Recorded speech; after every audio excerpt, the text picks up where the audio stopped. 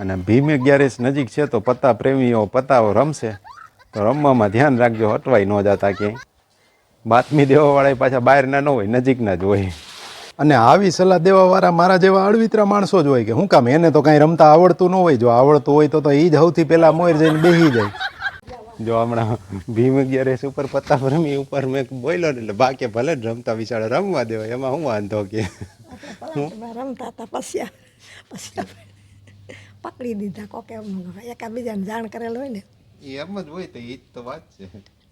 Tempo ભરીને લઈ ગયા સવારે 16 વાગ્યા. એ તો એમ જ થાય ને આમાં. તો આ ઉદાહરણ અમારે ગામડે એ બહેનું હોય ને એ બા કહે છે, રમતા હોય પછી આમાં નજીકના જ હોય, કોઈક હગાઈ ફોન કરી દે એટલે હલવાઈ જાય આમાં. એટલે એમાં હલવાઈ જાય શું હોય, એક દિન ત્યાં હોવું પડે કે રાખી દે, બીજું કંઈ હોય નહીં લાંબુ જાજુ, હાયલું જાય બધું. હા, એ થોડાક ભરી દેવાના, ભરાઈ આવવાનું, બીજું શું હોય. શું હોય એલા? હા, દબાવે છે એટલે કેરી હોય. અહીંથી નહીંથી પકવી દેતા ને. હો, કેવી છે? કાચી છે, મોટા ફળ છે અંદરથી એવું લાગે. ના, એ અત્યારે ન ખોલવાનું હોય, બ્રશ ને બધું થઈ જાય ને પછી જો વેદું દઈ દે એક ચકે ટીકેડી છે ને. બસ હવે વેદું શાંતિ રાખ ને ભાઈ સાહેબ, શું કામ હરીપાના કરો છો છોકરાઓ? કાચી જઈ છે, બેહી ગયા છે, બ્રશ દાંતણ પાણી કર્યા. એ ખાવાનું છે, ભાખરીના બટકા ખાવાના હોય, એ ખાવાનું હોય. આ રહ્યું અહીંથી જોઈ લે ને, કાચી જ છે, લીલી જ દેખાય. હાલો હાલો, કેસર કેરી કાચી પાછી દાબામાં ઉમેરો કરી દો નવો. ખુલતું નથી બટા. હાલો અંદર મૂકી આવી. ભીમ 11ની કેરી છે એ. એક્સ નહીં, એ એક્સ ક્યાં લખ્યું? એટલે હા, કચ્છની લખી છે. કચ્છની છે ભાઈ, કચ્છી જોઈ કેવી નીકળે છે. ગીરની પૂરી થઈ ગઈ, હવે કચ્છી કેરી. હાલો હાલો, દાંતણ પાણી કરો. ચલો, કાલના દિવસે પણ ફૂલ વાદળ છાયું ને ફૂલ વાતાવરણ રહ્યું, પણ કાંઈ આવ્યો નહીં. હવે આજે જોયા શું થાય છે. અત્યારે ફૂલ વાદળ છાયું વાતાવરણ છે, ગરમી પણ એવી છે, ભેજ પણ એવો છે. આવશે તો ખરા જ, અહીંયા નહીં તો બીજે ક્યાંક. બસ તો એ છે, વરસાદ સિવાય બીજો કંઈ ટોપિક અત્યારે નથી. ટ્રેન્ડિંગમાં એ જ છે અને જાજુ કાંઈ કન્ટેન્ટ થયું નથી, એટલે આ લગભગ કાલના વિડીયોમાં જ એડ કરીને રાખશું.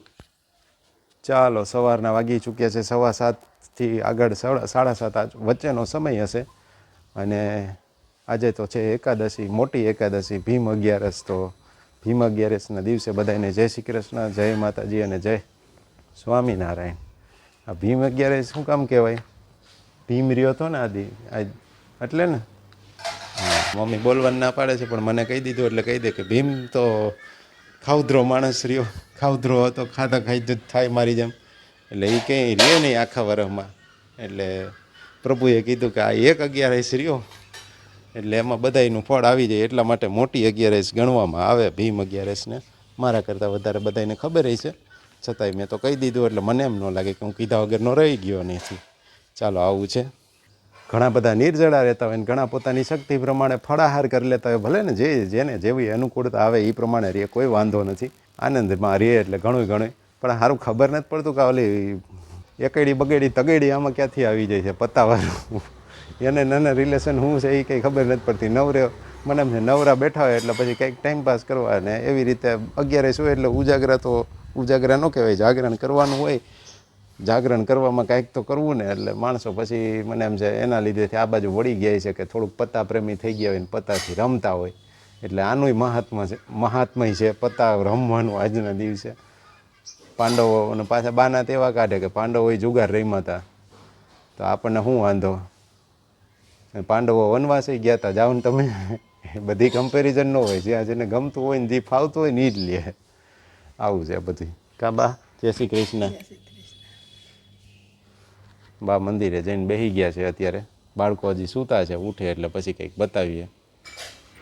ચાલો, વેદશ્રીબેન ઉઠી ગયા છે, એને પૂછીએ એનો સ્કૂલનું કેવું કરીએ છે, મજા આવે છે કે તકલીફ પડે છે, કે બધું આવડે છે કે નથી આવડતું.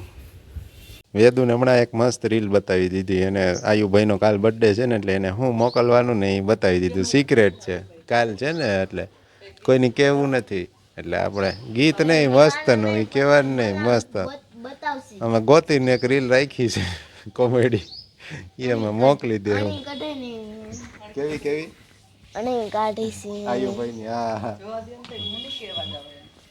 શું વેદુબેન તો તમારી સ્કૂલની વાત જણાવો કેવુંક મજા આવે છે ફાવી ગયું હા તાર ટીચરનું નામ શું ગુણવંતીબેન અને હેને વિરલબેન પછી તાર કેટલા વિષય આવે છે કેટલા આવે છે 5-6 છે સરસ ગણિત તો દરરોજ હોય જ હા ઓલા વિરલ ટીચર કહું ને એ તો ગણિતના જ છે આવડકથી હજી ટીચરે આવી જાય વિષયના અલગ અલગ અમારે ચોથાથી પીરિયડ આવતા અલગ અલગ વિષયના બાકી તો ત્રીજા લગી તો એક જ ટીચર બધુંય ભણાવી દેતા બધુંય જ્ઞાન દઈ દેતા થાકી નથી જતી ને હવે તો જો ટ્યુશન બંધ કરી દીધું અને ડાન્સ ક્લાસ બંધ કરી દીધું 2 દી ખાલી ફૂલ શેડ્યુલ રાખ્યું હવે તો પાછી ખાલી સ્કૂલ એક જ એટલે વાંધો ન આવે ને બેનને તું આવ્યું તો ભાઈ શું કરતો હોય સ્કૂલેથી આવ્યું ત્યારે ટીવી જોતો હોય અને કંઈક ખાતો હોય દરરોજ ટીવી જોતો હોય અને કંઈક ખાતો હોય એ જ કરે છે બપોર પછી આવીને તને કંઈ કહે પછી સીધો માં ભેગા રમવા આવ્યા તો તું જમતી નથી આવીને સીધી રમવા વઈ જા પછી સાંજે હવે રમવા હોય છે પછી આવે ને નાસ્તો કરીને રૂમમાં વહી જાઉં પછી જમું શું નાસ્તો કઈ હા કંઈક ખાઈ લે ઠેક ભાગ હોય સાબુદાણા ઓહો આજ તો પછી 11 છે ને કા તો ભાગમાં શું લઈ જવાનું નાસ્તો 11 વાળો ચિપ્સ લઈ જાવી છે ઓહો હો જમવા જલસા છે હો અમે તો મમરા સિવાય કાંઈ લઈ ન જતા ને 11 એવું તો કાંઈ આવતું નહીં મમરા હોય ને વધીને થાય તો ભાખરી ને અથાણું ને એવું બધું લઈ જતા નવીન કાંઈ બહુ હોય નહીં તમારે તો રોજ એક દી કઠોળ ને એક દી ફ્રૂટ ને એક દી આવું કંઈક ને પૌવા ને એક દી તો ઢોકળા ને ઇડલી ને ભાઈ જલસા તો આ પ્રજાને જ છે હો અટાણની જનરેશનને ખાવા પીવાના આવડે ઉગે ને ઊભા થાય તા સ્કૂલમાં બધું સારું નાસ્તો લઈ જવાનો કાંઈ વાહ તોય એવું ખાવું ન હોય એને બહારના ઓલા પડીકા એમાં જ રસ હોય એમાં જ અદ્ભુત આનંદ મળતો હોય આ પ્રજાતિને એટલે શિવ તો હુઈ ગયો લાગે છે મને તો એમ કે હુઈ ગયો હમણાં કરતો કેમ કરતો તો હુવાના નખરા કરતો હોય ભાઈ આખે 2 હાથ દઈ દે નખરા કરે એકદમ જોરનો તાપ નીકળેલો છે ને ગરમી છે પવન છે પણ આંખોને ઠંડક મળે છે આવા ફૂલ જોઈને બાકી તો આમાં ગરમી ધમધોકાર છે પણ આ થોડુંક આવા ફૂલની નજર કરીએ ને તો એમ થાય કે આવા તડકામાં એ ખીલે છે એવો એટલે થોડીક ઠંડક મળે આવું છે બોલો અત્યારે ટીઆરપીના ચક્કરમાં મીડિયાવાળા હોય કે એ બધા હોય કોઈ પણ વ્યક્તિ ઉપર કે કોઈ પણ સંસ્થા કે ગમે ત્યાં જગ્યાએ વિવાદ ઊભો થાય ને કોઈ ઉપર આરોપ લાગે ને એટલે એ વ્યક્તિ સંસ્થા કે કોઈ પણ હોય એના ઉપર તરત જ એ ગુનેગાર છે એમ જ માનીને એના ઉપર જેવું તેવું ન બોલવાના શબ્દો પણ બોલી નાખતા હોય ફક્ત ને ફક્ત પોતાની ટીઆરપી માટે તો કોઈ વકીલ હોય ને જાગૃત નાગરિક હોય ને થોડુંક કાયદાનું જો જાણકાર હોય તો કોઈના પણ આરોપ લાગવાથી કોઈ આરોપી નથી થઈ જતો અને પોતાની ટીઆરપી માટે કોઈના માટે કે કોઈ વ્યક્તિ સંસ્થા કે કોઈ પણ એવી રીતે XYZ સમાજ માટે જેમ તેમ બોલવું ને ખરાબ શબ્દો વાપરવા તો એની ઉપર પણ કંઈક કેસ થઈ શકે અને એની ઉપર પણ માનહાનિ કે એવો કોઈ દાવો લાગી પણ શકે એટલે મીડિયાવાળા જે બધા જીભ હાંચવા વગેરેના ઘણા બોલતા હોય એલફેલ ગમે એ વ્યક્તિ માટે ફક્ત પોતાના ટીઆરપી માટે તો કોઈ જાગૃત નાગરિકને કાયદાનું જાણકાર હોય વકીલ હોય અને ઘણા હોય ને આવી સામાજિક પ્રવૃત્તિમાં રસ હોય તો આરટીઆઈ હેઠળ એને નોટિસ મોકલી શકે તો ઓલાવનું થોડુંક ધ્યાનમાં આવે બાકી તો અત્યારે એની ઉપર મીડિયા ઉપર કોઈ કંટ્રોલ છે જ નહીં આમ જોવા જઈએ તો એને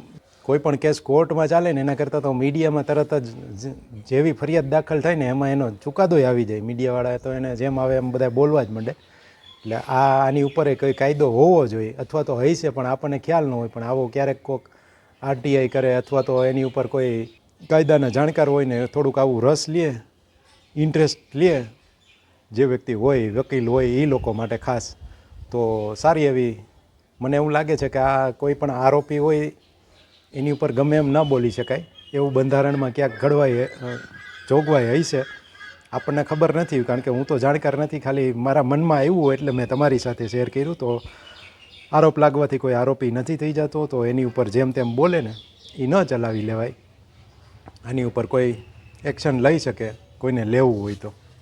બસ તો આવું છે નથી. આ તો મગજમાં આવતી કોઈ અતરંગી વાતો હોય કે એવી કંઈ હોય ને તો તમારી સાથે શેર કરી દઈ. તમને શેર સારી લાગે ને એવું લાગે તો તમે બીજાને પણ શેર કરી શકો છો, કરવી હોય તો, ફરજિયાત હોય નહીં.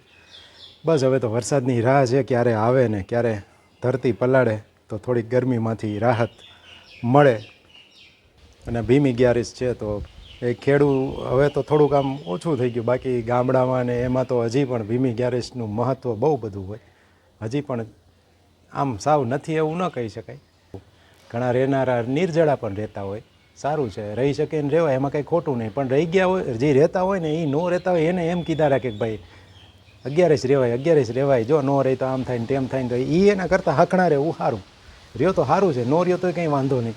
એવું જરૂરી નથી. ભગવાનમાં કેટલા જોડાના એ જરૂરી છે. જો તમને રહેવાથી એમાં મદદ મળતી હોય, બે નામ વધારે લેવાતા હોય તો રહીને લ્યો, અને ઘણાને જમીને નામ લેવાતા હોય તો જમીને લેવાય, એમાં કંઈ ખોટું નથી. આ તો શું છે કે સાયન્ટિફિક રીતે જોવા જાય તો 15 દિવસે એકાદ દિવસ તમને થોડોક તમારી ઘણાને આરામ મળતો હોય ને ઘણાને પછી આરામની બદલે ડબલ કામ મળતું હોય તો રહેવું હિતાવહ ન કહેવાય. એટલે એવું છે, રહેવું હોય તો થોડુંક ઓછું ખાઈને કે એવી રીતે. બસ હવે વધારે લેક્ચર આપીને આમાં પછી બોર નથી કરવું. આની ઉપર ઘણીવાર મેં વાત કરેલી છે.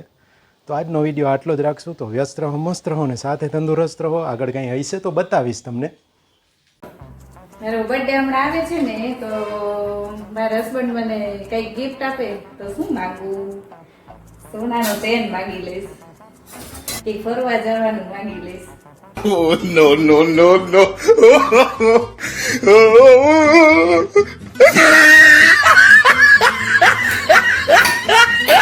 મારી ઘરવાળી શીખવાડે છે કોલગેટની રીલ બનાવવા માટે. તો ન બનાવાય કોલગેટ, એમાં બતાવવું હોય તો. શું હતું રીલ?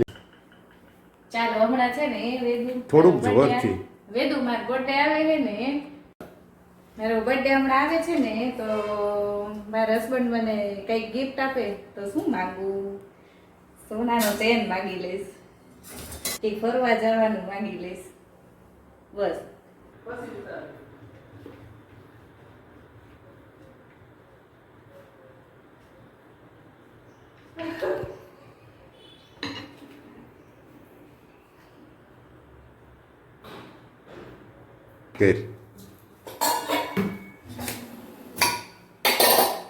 એક બેન એના પતિને કહે કે આપણે આ જમવાનું બનાવવા માટે એક રસોઈયો રાખ્યો છે ને, એ રસોઈયાને કાઢી નાખીએ ને તો ફાયદો અને કરકસર બે થાય. એટલે પછી રસોઈયાને કાઢી નાખ્યો. પછી અઠવાડિયા પછી એના પતિને પૂછ્યું કે જો ફાયદો અને કરકસર બે થયું ને? એટલે પતિએ કીધું કે હા સાચી વાત, અમે પહેલાં જેટલું ખાતા એનું અડધું જ ખાવા માંડ્યા, એ ફાયદો, અને કરકસર તો બે વસ્તુ થાય જ.